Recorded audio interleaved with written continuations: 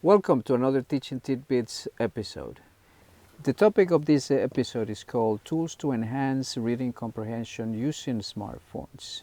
And in this occasion, we are happy to welcome Professor Juan Soto-Franco, who is an Adjunct Professor at the English department. And we just want to learn more about how do you go about starting to use smartphones and different tools. All right. First of all, I would like to say thank you, Carlos, for having me in your program, Teaching Tidbits.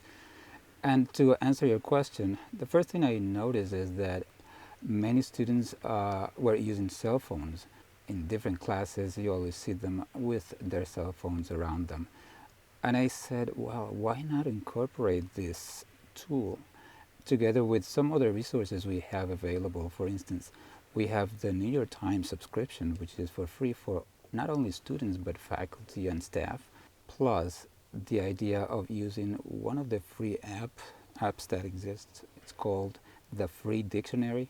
So putting all these tools together, I suspected that something could come up in benefit for the students.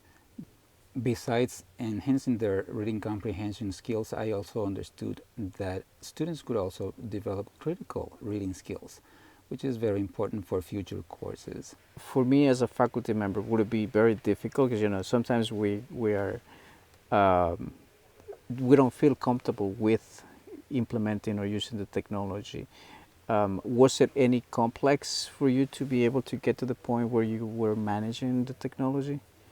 One thing I did do was to create a tutorial for the students to help them guide their steps.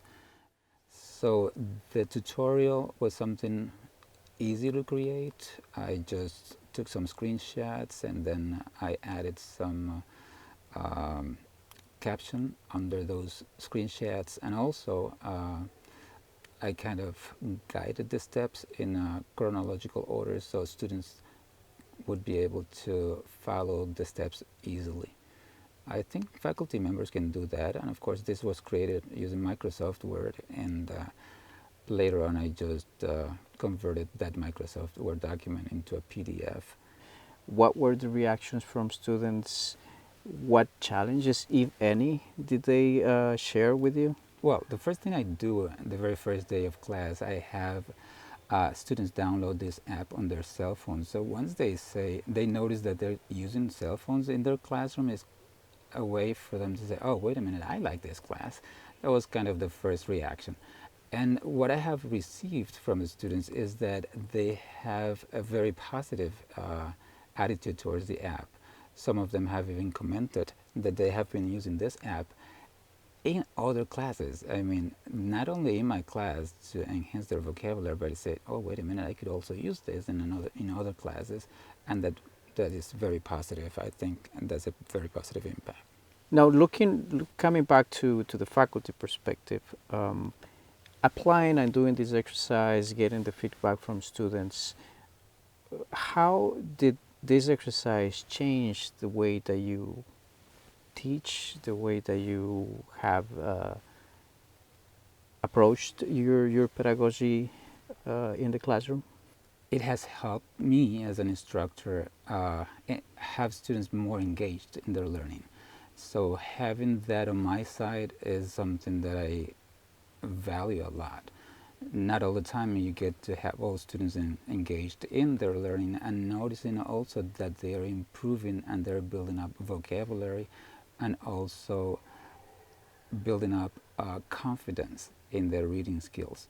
So I think that from an instructor's perspective, it has helped me feel more at ease, more confident as well, and why not, I would say I feel happy to see that students are engaged in their learning.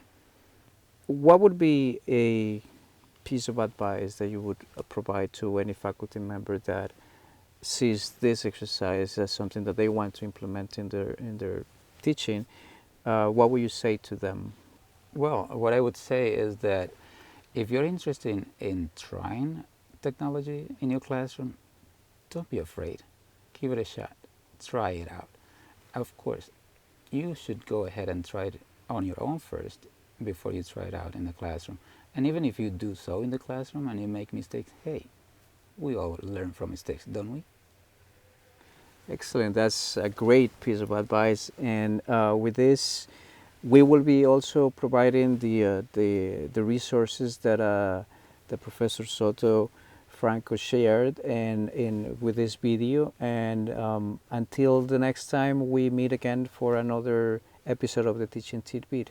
Thank you very much for coming. Thank you, Carlos, for having me. Thank you.